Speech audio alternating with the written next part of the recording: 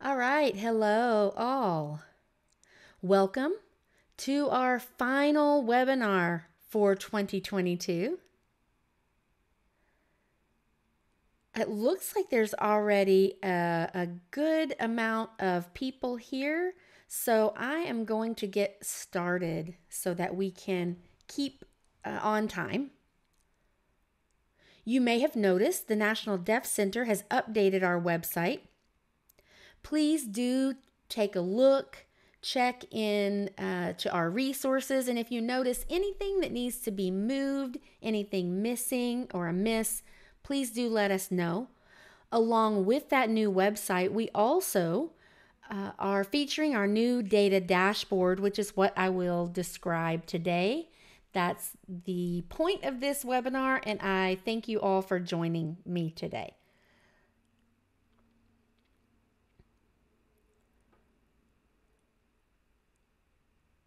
I believe it has already been said in the chat, but I will reiterate that I will be using American Sign Language. We have voice interpreters as well as CART captioners. If you click the link in the chat, you can access a more editable version of the captions. If you need any additional accessibility, any support at all, the help team is available. So shoot them a message. Use the QA icon to ask any questions, and the NDC team will be behind the scenes putting information in the chat box. Let's move to the next slide.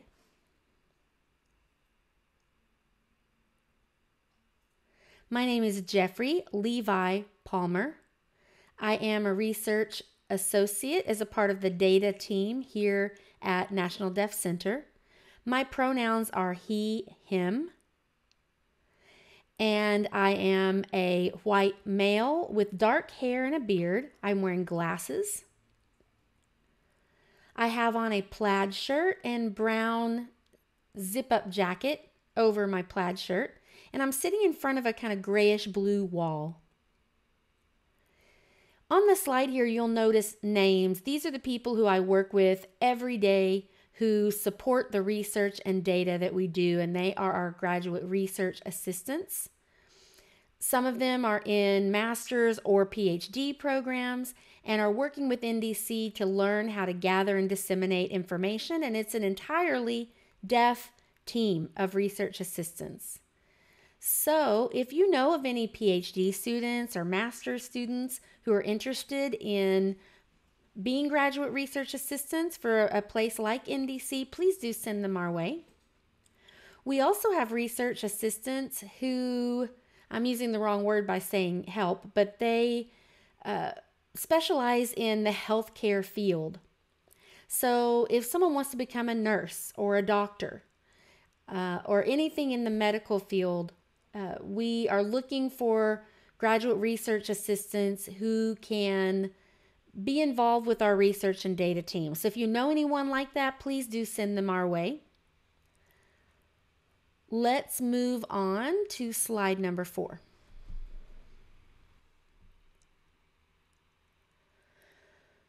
You may already be aware that our help team is available to answer any questions related to accessibility or accommodations. Just remember you can reach out to the help team at any time. But if you need a bit more in-depth research, some evidence-based practices to be looked into or best practices, if you want more in-depth data, reach out to the help team with your question, and they will send us a request so that we can do some research for you. We can also help put together your state's data, identifying where to find data and how to compare state and national data. Let's move on to the next slide.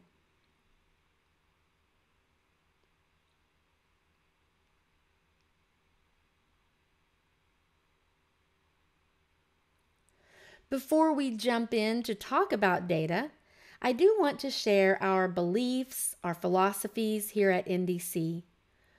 We believe that data alone doesn't tell the full story. It's not just about the numbers. We have to gather data from various sources, including people's lived experiences, their experiences navigating barriers, accommodations, and the life experiences of deaf people.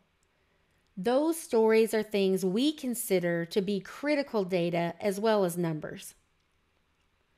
Next, I will mention that our team does follow evidence-based practices. We use research and studies in order to identify what it is that's working best for deaf people. What works best for teachers, institutions, and anyone working within this realm. Our big focus today are the national data sets. National data sets provide very broad information, averages, trends over time, year after year, and we will be looking at those national data sets today. Let's move on.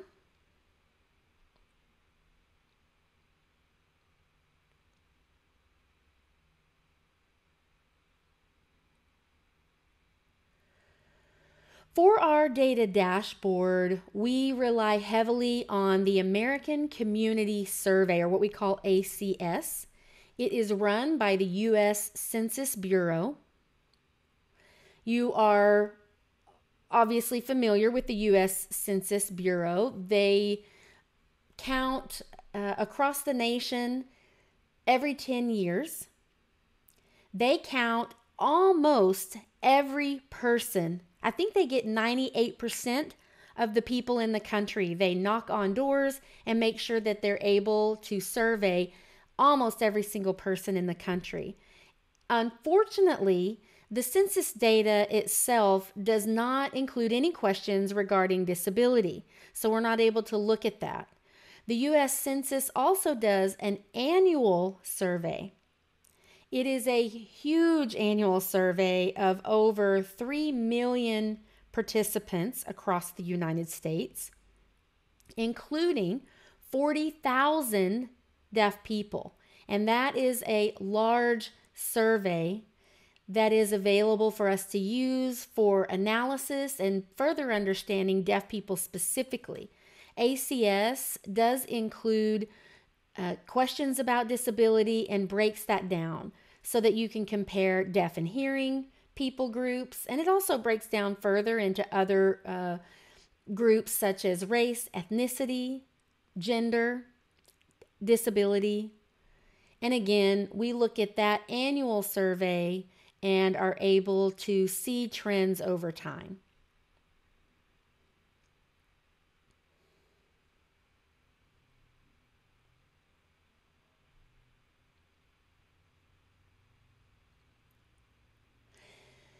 Now, the National Deaf Center has published previous reports, and they have been nice to provide some context. You're able to download them as a PDF.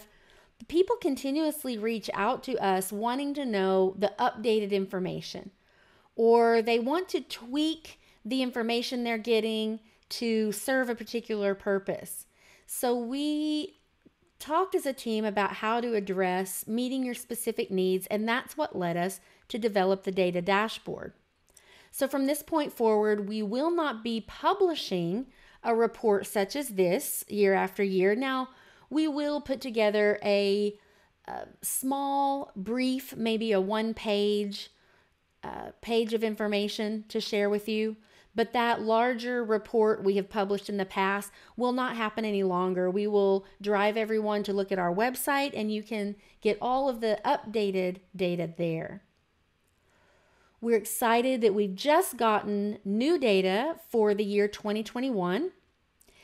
The year 2020 is a bit of a miss. As you know, the pandemic was happening, and so the process for distributing the surveys and knocking on doors to gain information was difficult, and the data was skewed just because of the isolation alone. So 2020 data is not available. We did put out a survey, excuse the interpreter, we put out a report for 2019. There isn't anything for 2020, and now we're happy to be reporting on 2021 data.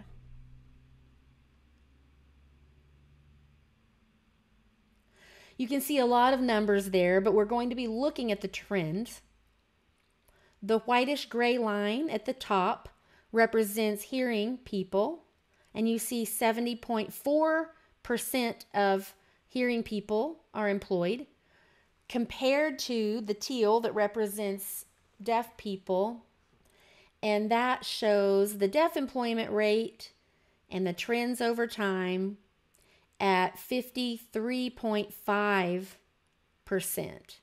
And compared to 2016, where you see that NDC logo, you can see where the change has happened since NDC came into being. In general, we have seen the employment rate increase over time, but also the goal of NDC is to recognize those discrepancies, the gap between hearing and deaf populations. And the cause of that gap is systemic.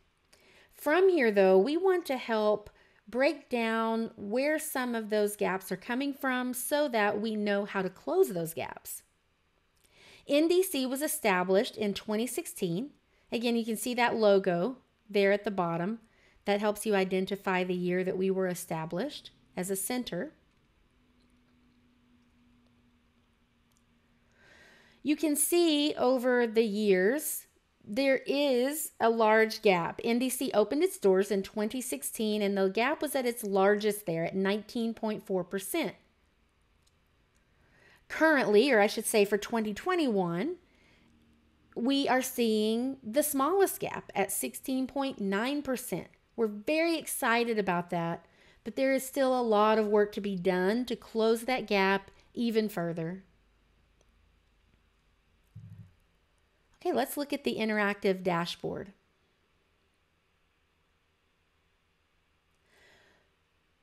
Okay, here it is.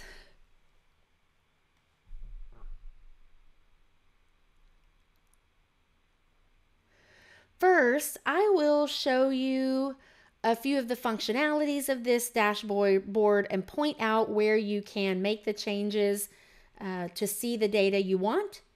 Then I will ask you to participate in an activity I have planned for you.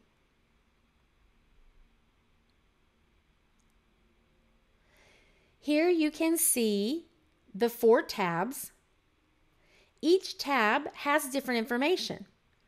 The first tab relates to demographic information, the percentage of deaf people, percentage of race, gender, and other demographics. The second tab is national level information, both employment and educational attainment. The third tab will show state level data. That is where you can compare your state with national averages. And then finally, you see the About Dashboard page. We have information about the dashboard as well as citations for you to reference, and we encourage you to use this dashboard. Okay, so what you see now in that corner, you'll notice a drop-down list. It's automatically set to the United States, but when you click that, it will drop down and you can select the geographic region or your state.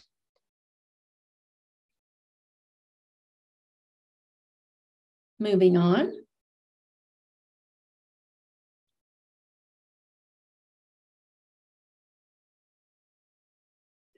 On the right, you will see different characteristics you can choose.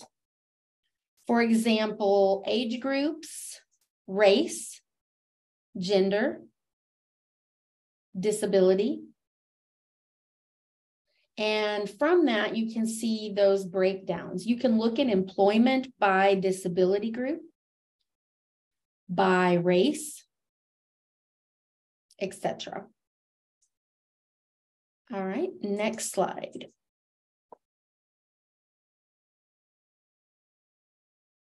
As you can see at the bottom there in that box, there's a text box that will change as you work through this dashboard, depending on what you choose. It will help you interpret what the data you're looking at actually means.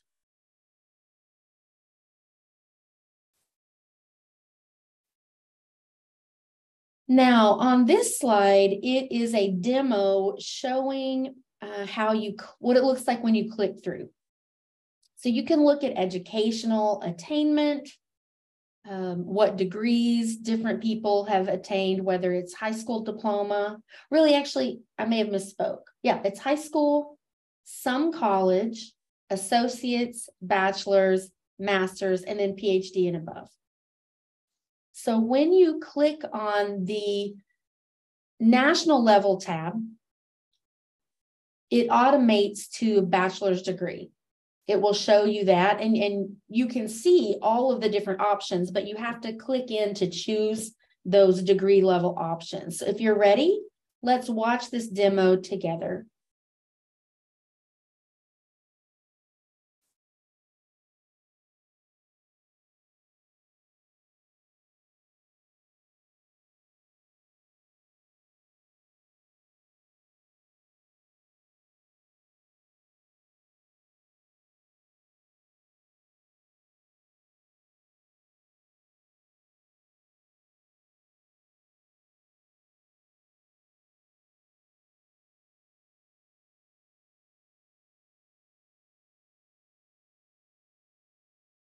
Oh, it's still going. Okay, there we go. Clearly, the dashboard is interactive. As you can see, you can toggle off and on certain things. You can compare deaf to hearing populations. Then you can completely turn off seeing any statistics on hearing people and just look at deaf individuals. So you can design your own chart. Now, one thing this demo didn't show is up in the right-hand top corner, there is an option to download whatever chart you have created. Please do that. Use it for work during your presentations, to share with coworkers or administrators. Now, here on this next slide,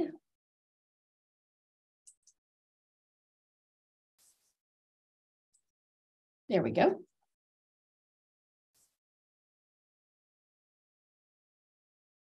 You can compare states against each other. So you can look at the US. I don't know if the demo shows Texas, but I don't know if I clicked our headquarters, which is Texas, or my state, which is Maryland. Anyway, we'll have to see when we play this demo. Go right ahead.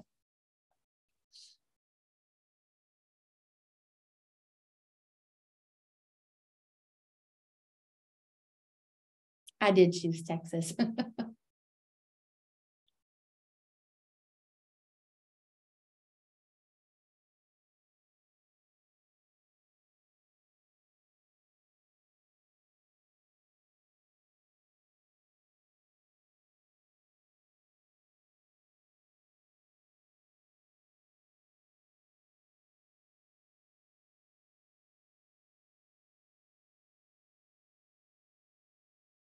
So you can see the two different areas. Oh, and I'm still clicking through.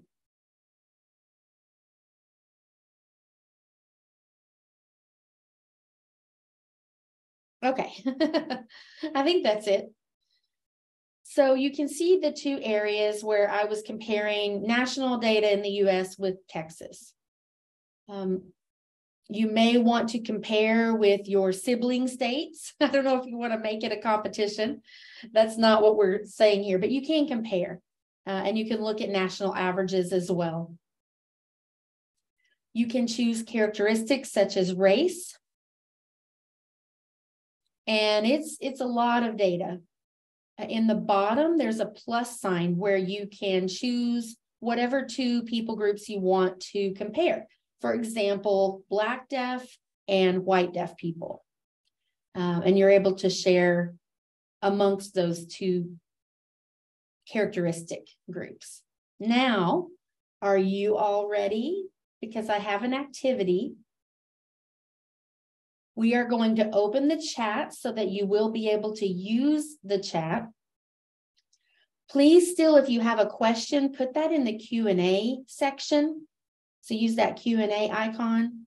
But for this activity, you're going to use the chat box.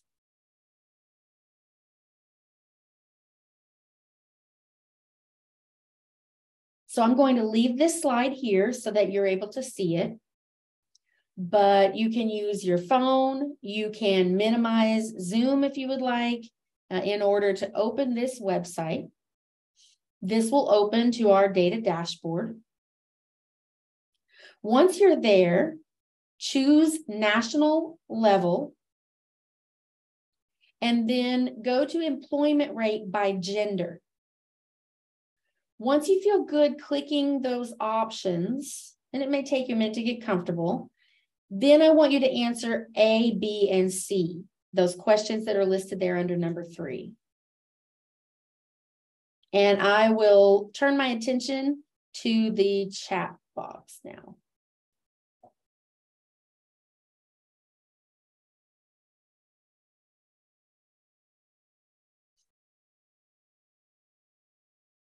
Okay, I'm seeing that there is an error message when you use this link. I will see if a different link makes a difference. However, we do know some state systems may block this website if you're on a state computer.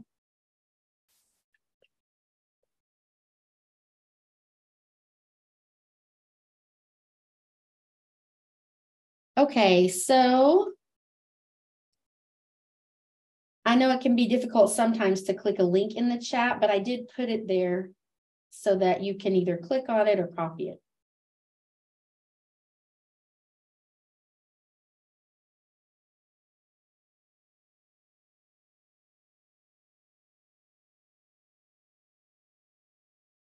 And I'm also going to try to see what happens on my end.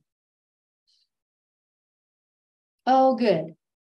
I see the message that you got in.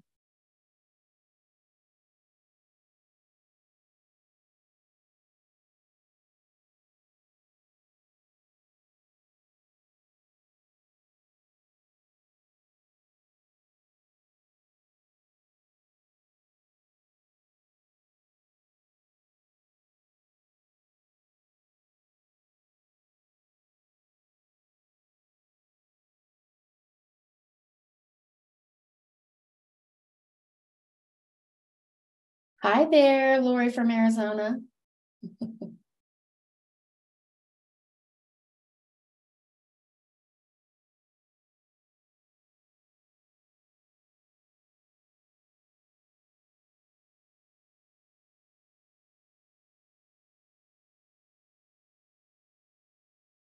Just as a reminder, A says among deaf people, who has a higher employment rate among deaf people. So we're looking within a deaf population and then breaking that down by gender.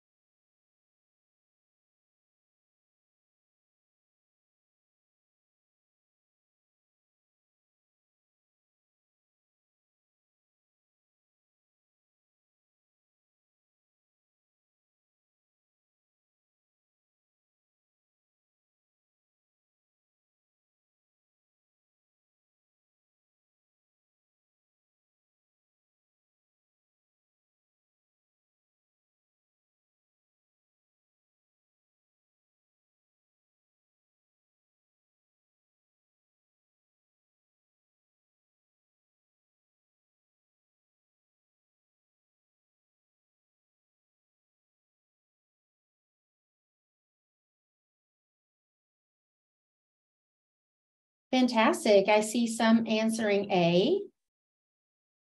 If you clicked on national level, make sure you look at employment. There are three. There's employment rate, or employed, unemployed, and not in the workforce. Not in the workforce means those who are currently not seeking employment. Unemployed means they don't have a job but are looking for a job. And then the first category is employed. So be sure you choose employed. And you'll see in the drop down, it can break down by those characteristics: age, race, gender. Make sure you choose gender.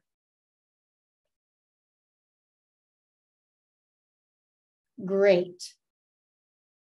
Now let's move on to question B. There's no answer you'll receive from the dashboard. This actually requires you to just think about it. Think about your perspectives, what you've seen in the community or your personal experiences. Seeing the data in question B, why do some barriers that deaf women have, what are some barriers that deaf women have to employment?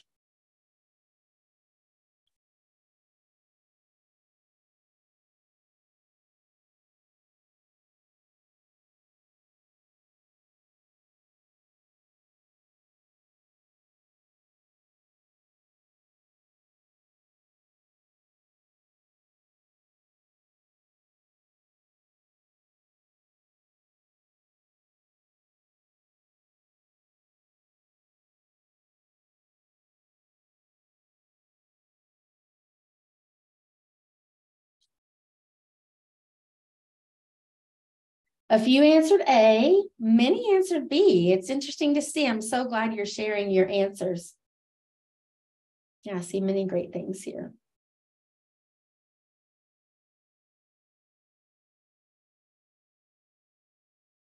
For example, in society, there are a lot of expectations related to women. They're supposed to stay home. Many of you mentioned some of the things that I also think about. People mentioned COVID and the pandemic as well. Many women, as society would expect, are the ones expected to leave work to stay home with the children, or maybe take care of aging family members. So you can think through those barriers compared to what you see. See, when you see that breakdown between men and women, who is excluded from this data? And that goes down to C.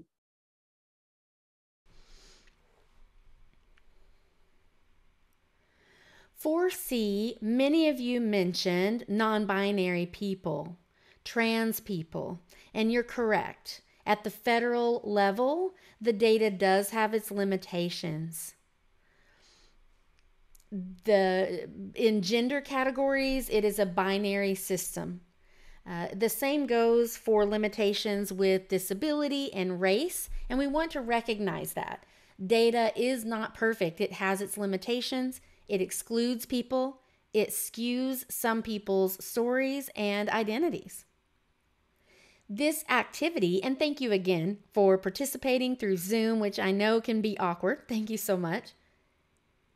The activity we just did is a process I know you do often with your teams, with your colleagues, with your administrators, bosses, superiors.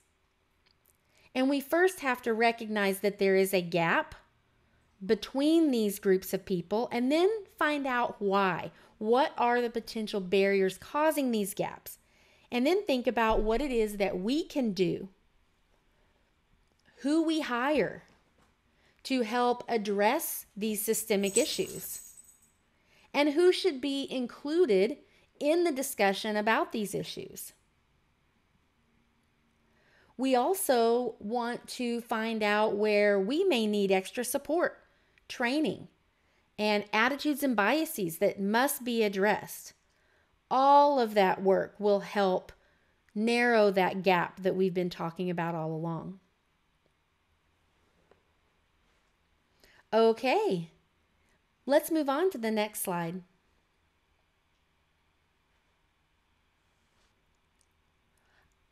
As I mentioned before, the dashboard is downloadable. You can get information, and then here's an example of information you gather. You create a bar graph, and then you can print.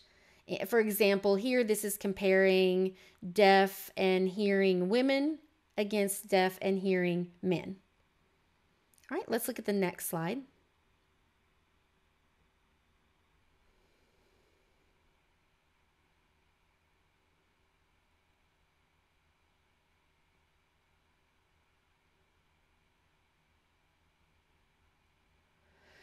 This comes directly from the data dashboard. Bachelor's degree attainment or above by race, comparing hearing and deaf populations. And you will recognize within the deaf community, and someone had commented this correctly in the chat, I want to clarify how American Community Survey defines deaf. The question reads, are you deaf or do you have severe hearing difficulty? So there's no other question that is based on an audiogram, hearing status in terms of if you identify as deaf or hard of hearing. It just asks if you are deaf or have severe difficulty hearing. That is who we refer to as deaf in this data dashboard. And Michelle pointed out that really it depends on people's experiences how they identify as deaf or not. But we do know that people who have severe difficulty hearing do experience barriers and are a part of that group of deaf people, and there is a clear gap. Again, here we see bachelor's degree attainment by race comparing deaf and hearing people. Black deaf people, Native American, Latinx, and we see that those groups have the lowest attainment rates for bachelor's degree, as you can see by the slides there, or by the bar graph there. Let's move on. It is now time to begin wrapping up. From 2019 to 2021, we saw the highest employment rates and the smallest gap. In general, and you notice those disparities amongst race, but bachelor's attainment increased by about 2%. We saw more people going to college, more deaf people going to college, and more deaf people getting degrees, as well as deaf people with other identities.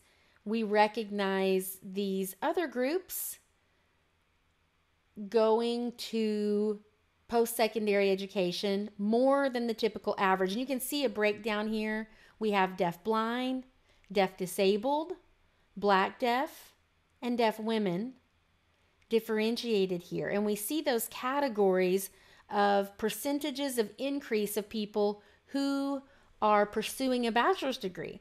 So we hope that this attainment results in more employment and higher career achievement for deaf people. While some outcomes are still definitely below what the national average is, we do see some improvement, but we do also see we have a lot more work to do.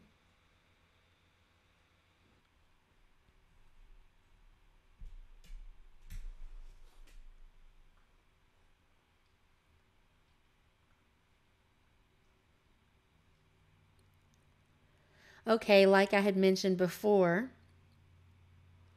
the dashboard itself, even though we know it's not perfect, in describing deaf people, in explaining the experiences and identities of other groups within the deaf community, it's still powerful to show that the disparity is there.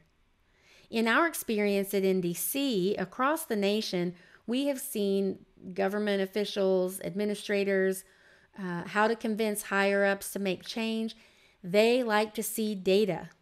They like that evidence-based information, and it's a good starting point. It's not everything, but it's a good starting point. And you can continue to dig more deeply into this data and think like we did just now in that exercise I had you do. Think more about the potential causes and issues with the data and how to address the gaps we see. I also had mentioned you can't just throw out numbers. That's simply not good enough to just throw out a bunch of numbers. You want to capture people's lived experiences, stories, how they've successfully navigated their world, what solutions have worked well for them. Instead of just identifying a gap and me trying to come up with an idea on my own, I have to look, and we have to look at the community to hear from them. What are their stories? What are their experiences? And combining the data with those stories is so important. Also, including deaf people in the entire process from beginning to end is critical. All right, with that, I truly hope this dashboard will prove beneficial to you. Okay, Ben. Hello. What kind of questions are we getting from the audience? We have a lot of questions. We've gotten some really good questions so far. First, I think people would like you to expand a little more on the definition of deaf. How is that defined in a survey? Can you define what deaf means? What about people who are hard of hearing? What about anyone who may or may not identify that way? That is a very typical question that we get. In the beginning of 2008, American Community Survey changed a few of the questions on their survey. They called together a national level task force.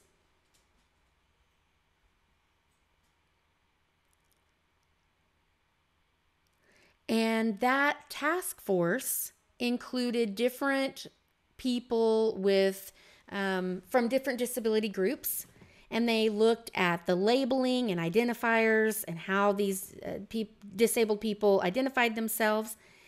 And they were really looking at how to capture those who resist being identified as disabled. I believe they added 6 disability-related questions that were function-based. So when they would say something, instead of saying, do you have a mobility disability, they would say, do you have severe difficulty walking? That's how the question read.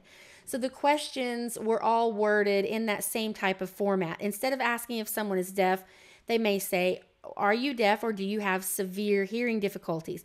Are you blind or do you have severe difficulty seeing? So they use that type of format for all 6 of those disability categories. So we didn't have an opportunity as a community to add how people identified, whether they're culturally deaf or just audiologically deaf. The survey wanted to, and at NDC, we want to serve all people, whether they use sign language, whether they do not, whether they culturally identify or not. So also, unintentionally, we do not include age 65 and older. It's not for any particular reason other than we're not focused on people who are losing their hearing later in life. We're focusing more on those transition age people who are deaf. This is Ben. Thank you, Jeffrey. That question ties back to the employment gap. The question here is, does that include everyone with all types of hearing loss, including non-signers and ASL users? Or are we only looking at deaf people who use American Sign Language? This is Jeffrey. Right. We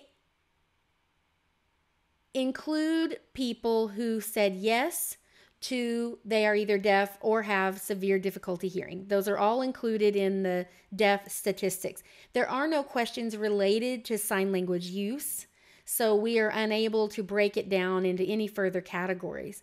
Many people ask us if they can see which school someone attended, whether they were mainstreamed or grew up in a residential state school for the deaf, and that's another question that's not asked. So we encourage you all to not gather data only from one source. You can look at this dashboard, but also look at your state surveys, other surveys that are happening in your state so that you can get a big picture of what's going on.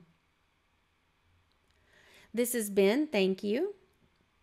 The next question says, I'm curious if there are any plans to further divide out or separate out the data by geographic location, because we can see a difference between urban areas compared to those who live in rural communities.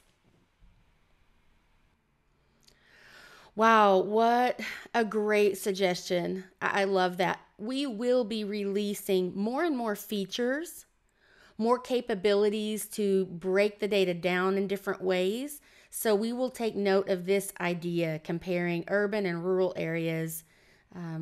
Their experiences are completely different, as we know. Also, American Community Survey has a public poll. It's not quite as easy as ours, but there's a public dashboard of data. And you can get some information there. If you have any specific requests for us on more information that you need from the dashboard, please do let us know, because we want to make it useful for you. This has been moving down. Someone is asking for clarification about full-time or part-time employment and if that is indicated in this data. Okay, this is Jeffrey. I don't remember exactly. My first instinct is to say this indicates any type of employment, any number of hours they may work every week. For other analysis, we look only at full-time employment. For example, next year we'll be releasing internships and who is typically participating in those. And at that point, we'll look at who is working full-time and who isn't. So I will add a note to look into that in the dashboard. Anything you've commented today, I'm making note of so that we can answer your questions. This is Ben speaking. Thank you.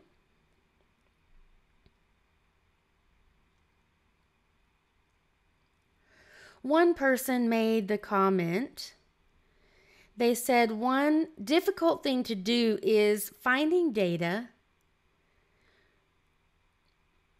about quality of and access to services in K-12 education for deaf students. Is there any goal on NDC's part, or does any other organization have that data?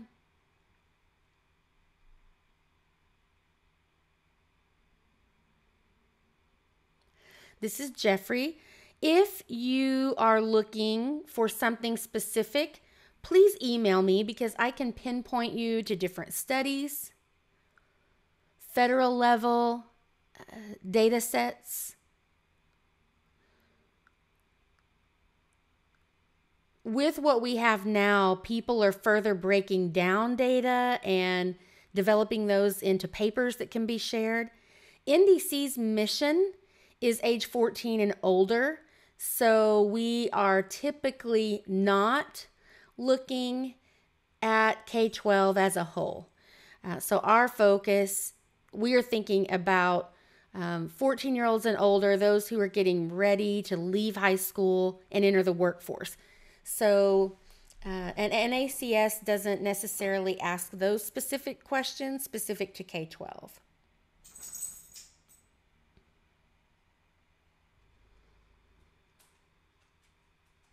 This is Ben speaking. As for those surveys, how often are surveys sent out in order to get the best data? Is it sent out regularly, occasionally? Can you expand a little bit more about how often the data is collected? This is Jeffrey. I don't know if this is about surveys in general or if you're talking about American Community Survey. ACS does an annual survey where they gather data and release the data in the fall. So we'll be dumping 22 data next fall, hopefully. But it really depends on what you're wanting to analyze.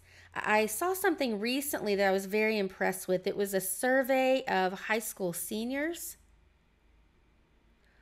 There was a company that surveyed high school seniors because they were curious who was looking to go to college, what careers are popular, what reasons are they choosing these careers.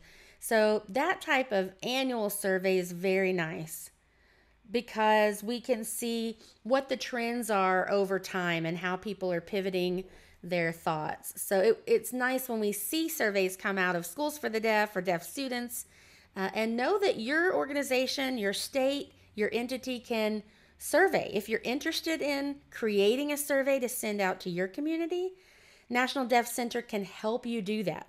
We also have helped some states, and some states have already done that on their own. And we know of states who have done a great job surveying in their own state and community, and we're happy to connect you with those states if you're interested.